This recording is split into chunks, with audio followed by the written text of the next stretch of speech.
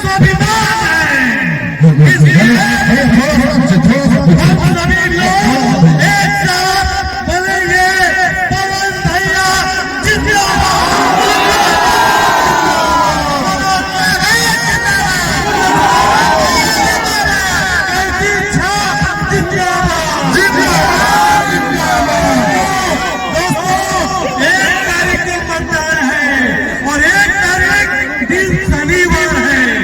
शनिवार क्या है?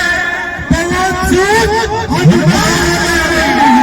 यानी कि सृष्टि ने भी तय कर दिया है। सृष्टि ने भी तय कर दिया है कि हो सकता है अब की बार 400 पार, लेकिन कारागार पवन सिंह। अब ज्यादा समय नहीं लेते हुए